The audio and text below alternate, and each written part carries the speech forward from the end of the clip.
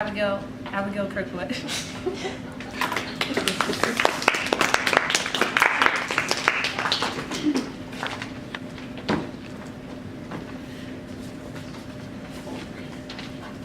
There's a movie you may have seen called The Dead Poets Society, and although I don't really recommend some of this movie's themes, the film accurately depicted my thoughts on the English language. I'm going to quote that movie for you, but first, let me set it up. Picture you're in an all-boys school. All of the teachers are boring, white-haired professors, and this newly hired English teacher walks in. He's young, and he's fit, and he's strong, and he jumps up on the table and he says, "Avoid using the word very because it is lazy. A man is not very tired, he is exhausted. Don't use the word very sad, use morose. Language was invented for one reason, boys, to woo women, and in that endeavor, laziness will not do." Now, this quote may put a lighthearted tone on why English was invented, but nonetheless, it puts a special emphasis on the beauty of using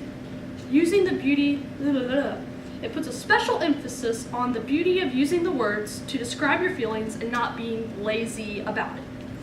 To go a step further into the subject, whenever I ask you what are the romantic languages, you would say French and Italian. Although technically a Germanic language, most of English root words are in Latin, which is what makes a romantic language a romantic language. You see, English was first spoken in England and southern Scotland. Old English poems such as Beowulf are unrecognizable as the English of today.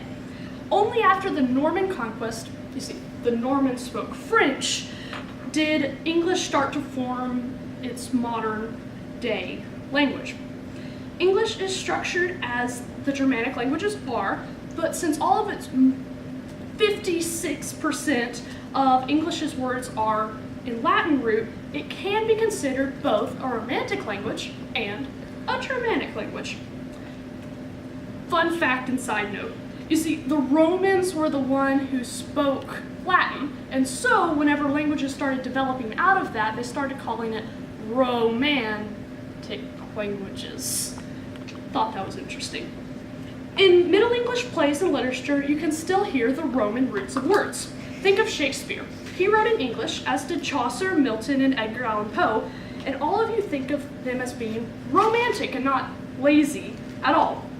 Compare the following quote of Shakespeare's Romeo and Juliet to any conversation you have with your friends nowadays. "But soft what light through yonder window breaks, it is the east and Juliet is the sun. Arise, fair sun, and kill thy envious moon, who is already sick and pale with grief, that thou, her maid, art more fair than she.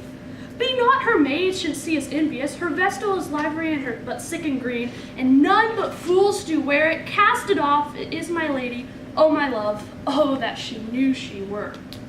Do you hear the words? They're so descriptive and full of life. Each word has a unique flavor to it, and they're being mixed together to create this delightful dessert of a speech. Now, most do not think of English as being on the same level of beauty as French and Italian, and that's the Germanic roots showing through.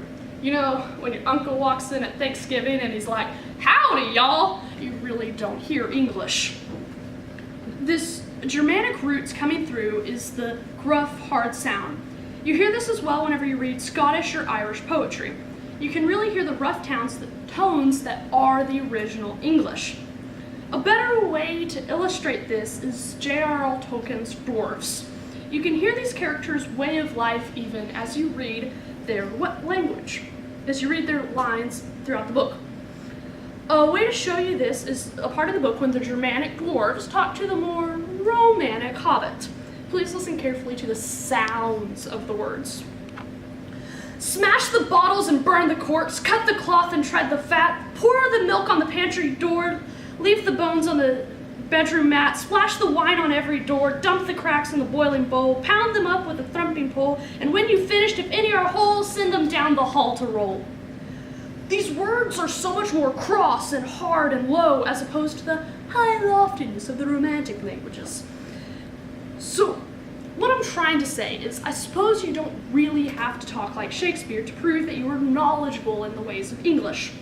You need to know where your words are coming from. Expand your vocabulary and add to your knowledge besides just what your English teacher tells you. We have learned a few things about the English language today. First off, avoid using the word very because it is lazy and never accurately proves your point. 2, English can be beautiful and romantic when you want it to. And 3, sometimes the rough Germanic tones can prove your point just as well, as long as you do this non-enigmously. I hope that you've enjoyed this small and probably unexpected English lesson, and in the words of the romantic Shakespeare, adieu, adieu, remember me.